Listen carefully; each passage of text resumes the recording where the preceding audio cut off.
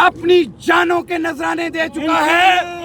आज भी हम खड़े हैं, आज भी हम निकले हैं, आज भी हमारा यही मुतालबा है कि इस मुल्क के अंदर आइन और कानून की बालादस्ती के लिए ये काला कोट किसी कुर्बानी से दरेग नहीं करेगा।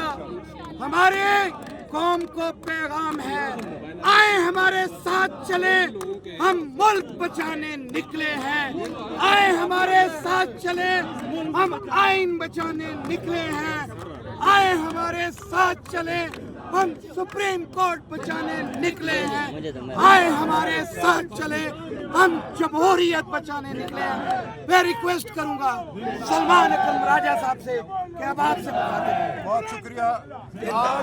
आज मैं समझता हूँ एक मुल्क गिर तहरीक का आगाज है। और देखेंगे ये मामला सिर्फ INF या PTI तक महदूद नहीं रहेगा। पाकिस्तान का हर शहरी समझता है, जानता है, बाशऊर है कि उसके साथ क्या खिलवाड़ हो रहा है। 8 फरवरी के इलेक्शन को कैसे लूटा गया, उसके बाद अब क्या कानून साजी इस असेंबली से कराई जा रही है। आइन का हुलिया बिगाड़ा जा रहा है, एक काली अदालत कायम की जा रही है एक मंजूर नज़र जज के तहत, जिसके जरिए हर गलत काम को सही कराना मकसूद है। हमने अगर इस मुल्क को जंगल नहीं बनने देना तो हमें बाहर निकलना होगा, हमें तहरीक चलानी होगी। हम सिर्फ टीवी पे अपनी जिंदगी नहीं गुजार सकते। ये मामला हमारी जिंदगियों का है, ये टीवी पे टॉक शो नहीं है।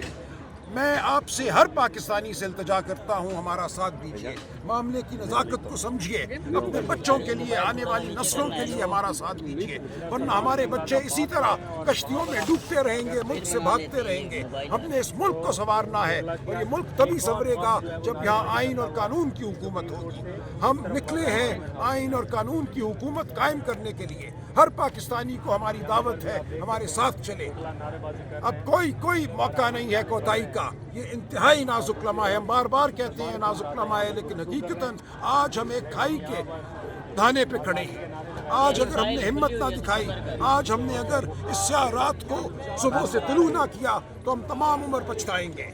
बहुत शुक्रिया।